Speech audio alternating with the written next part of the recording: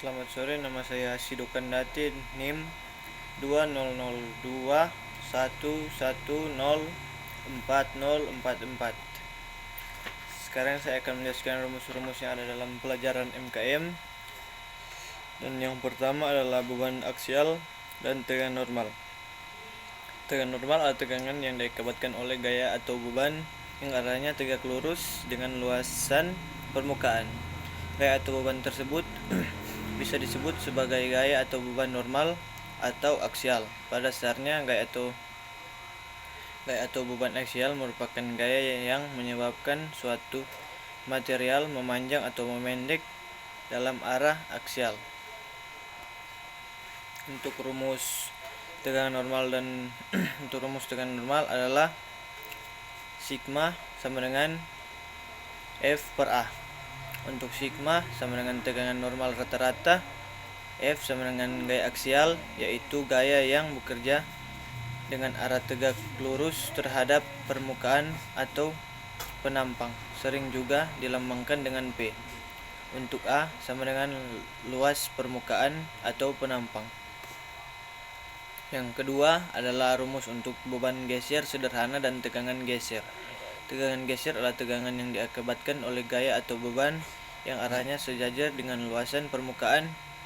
Gaya atau beban seperti ini itu biasa disebut sebagai gaya atau beban geser.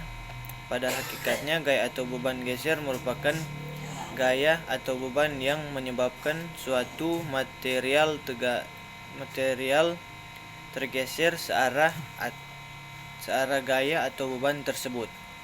Untuk rumus beban geser sederhana dan tegangan geser adalah tau sama dengan V per A. Keterangan rumus adalah tau sama dengan tegangan geser rata-rata, V sama dengan gaya geser, yaitu gaya atau beban yang bekerja searah dengan luasan permukaan penampang, sering disebut juga atau dilambangkan dengan V.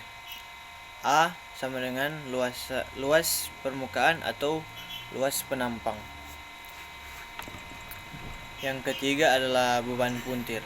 Bab yang ketiga ini akan membawa suatu struktur yang mengalami beban puntir. Kemungkinan suatu bagian struktur mengalami beban yang cenderung mengakibatkan struktur tersebut terputar atau mengalami rotasi terhadap sumbunya.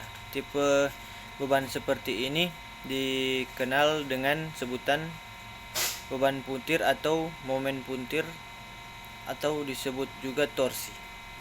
Untuk rumus beban puntir atau beban torsi yaitu tau max per J sama dengan T, atau tau max sama dengan TC per J.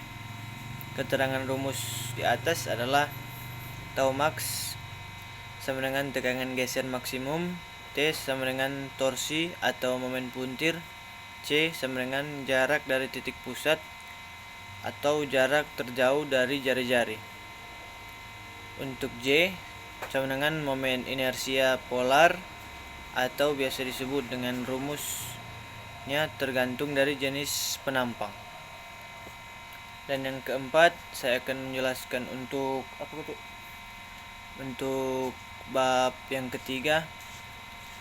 Bab ini akan dibahas tentang beban lentur atau momen lentur yang mengakibatkan adanya tegangan normal. Selain itu, beban lentur juga dapat berupa gaya geser yang dapat mengakibatkan terjadinya tegangan geser pada struktur. Pada dasarnya, beban lentur akan cenderung untuk membengkokkan atau melenturkan balok atau bagian struktur tertentu seperti terlihat pada gambar atau seperti ini. Untuk rumus beban lentur yang pertama adalah sigma sama dengan MY per I. Keterangan untuk rumus tersebut adalah sigma sama dengan tegangan normal akibat beban lentur, M sama dengan momen lentur, Y sama dengan jarak dari sumbu netral ke pusat titik luasan yang ditinjau. I sama dengan momen inersia.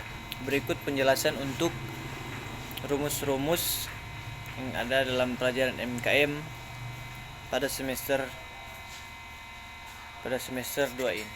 Sekian dari saya, terima kasih.